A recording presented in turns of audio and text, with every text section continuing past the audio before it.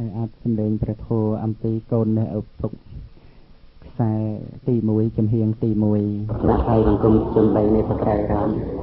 ដល់ជារតនៈដល់ដងឧត្តមពងពុទ្ធសូមនមស្ការថ្វាយបង្គំកណាគុណចាស់គ្រប់ព្រះអង្គទាំងអស់សូមគោរពលោកគ្រូបងសូមគោរពញាតិញោមបងប្អូនស្រីប្រុសទាំងនៅក្នុងថ្ងៃនេះខ្ញុំកណានឹងអាននៅសិភៅដែលខ្ញុំកណាខ្ញុំបានសរសេរជារយៈពេល7 ខែនេះខ្ញុំកណាខ្ញុំបានសរសេរនៅសិភៅសម្រាប់ទូមានព្រានបដៅកូនប្រុសស្រីតែកូនតូចស្ដីកូនធំក្ដីណាមានឈ្មោះថាកូនមេឪពុកណា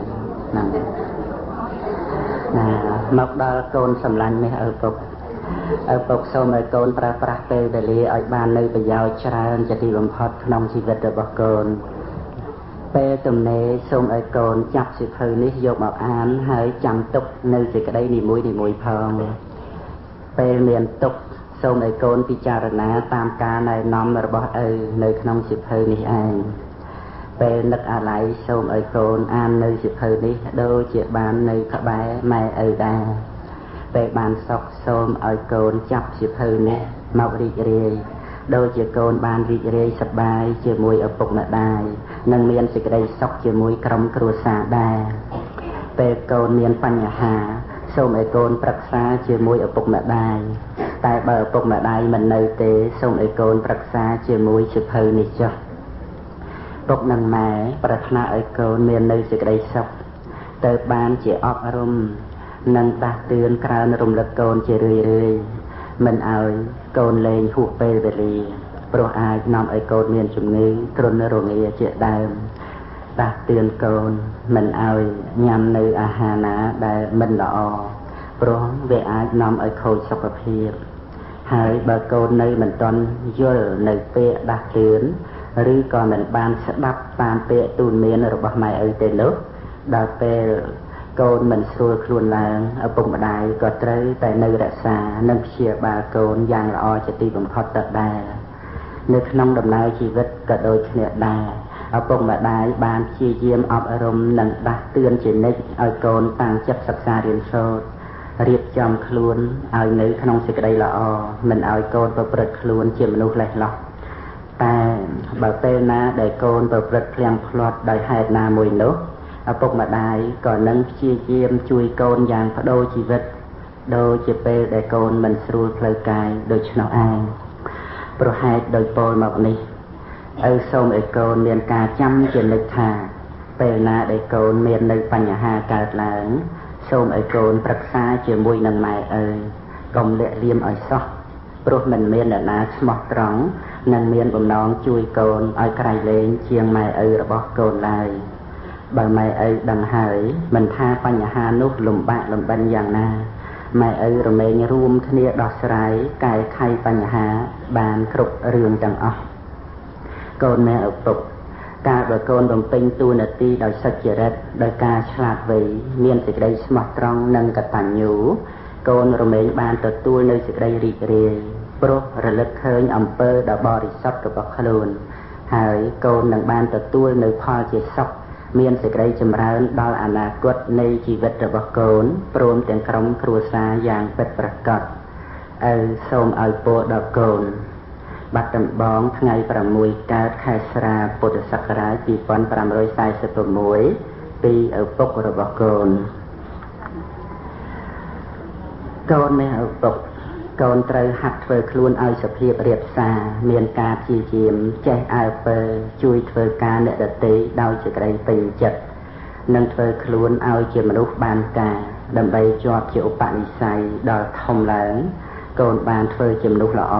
ជាមនុស្សមានសេចក្តីចម្រើនមាំតំក្នុងជីវិតកូននៅតូចកូនធ្វើអ្វីត្រូវឲ្យនៅក្នុងការវឹកហាត់កសាងខ្លួនបើកូនមានស្មារតីកសាងខ្លួនជានិច្ចនោះកូនធ្វើអ្វីតែមានរបៀបរៀបរយកាលបើមានរបៀបរៀបរយល្អហើយកូនអាចរៀនសូត្រនិងធ្វើការងារផ្សេងបានដោយត្រឹមត្រូវ តទៅកូននឹងបានជាមនុស្សមាននៅសេចក្តីសម្រេចនិងសេចក្តីចម្រើនដល់ខ្លួនឯងព្រមទាំងសង្គមគ្រួសារសង្គមជាតិក្នុងអនាគតយ៉ាងពិតប្រាកដកូនមានឪពុកកូនត្រូវតែជាមនុស្សល្អដោយតទៅគឺ1ជាកូនដែលល្អរបស់ឪពុកម្ដាយ2ជាសិស្សដែលល្អរបស់គ្រូអាចារ្យ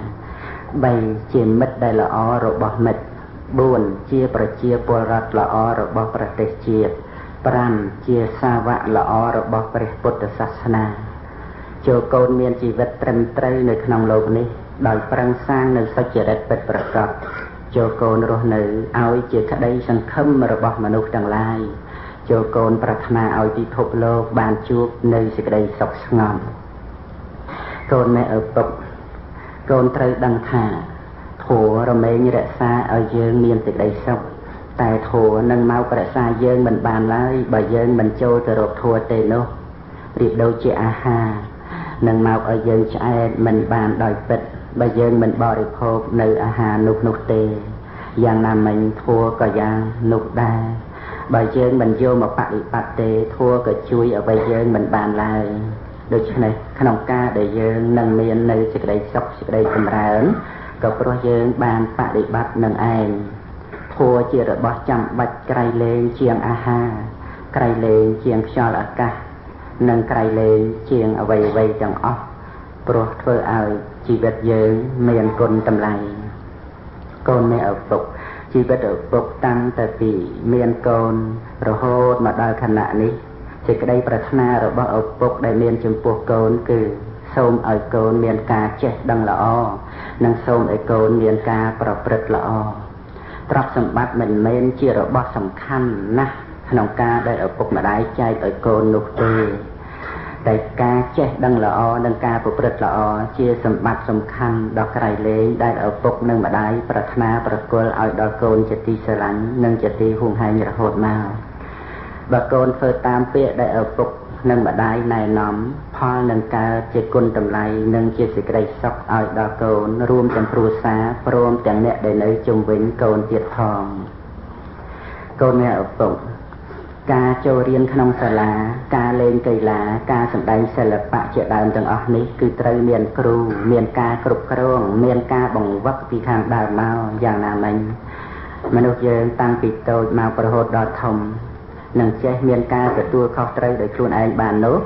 ក៏ត្រូវមានឪពុកមានម្ដាយមានគ្រូមានអ្នកមើលថែនិងមានអ្នកបង្វឹកបង្ហាត់បង្រៀនយ៉ាងនោះដែរការបើកូនមានការចេះដឹងល្អមានការប្រព្រឹត្តល្អហើយនោះកូនរមែងមានសេចក្តីសុខក្នុងជីវិតរបស់កូនយ៉ាងពិតប្រាកដឪពុកនិងម្ដាយរបស់កូនមានសេចក្តីសុខណាស់កាលបើបានមើលថែនិងទូមានអប់រំដល់កូនហើយកូនជាមនុស្សប្រដៅងាយប្រព្រឹត្តល្អចម្រើនដោយគុណនិងមានសិលធម៌ប្រចាំខ្លួនជាប់ជាឧបនិស្ស័យតាមការដែលម៉ែឪទូមាននោះសូមឲ្យពរដល់កូន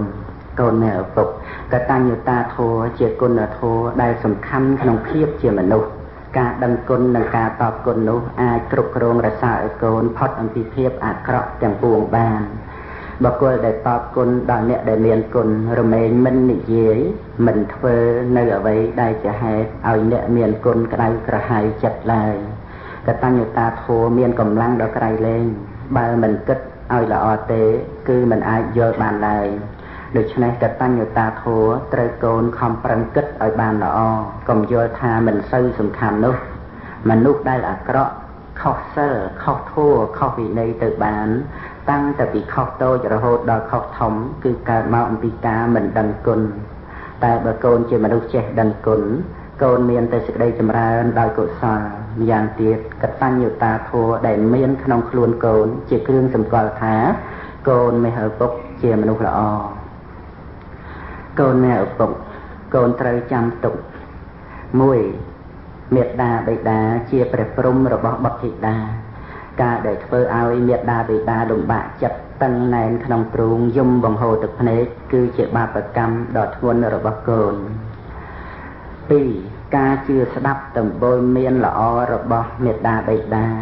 រមែងមិនមានការសាបសូន្យឡើយពោលគឺមិនចេះរឹងរូសតែម្យ៉ាងកូន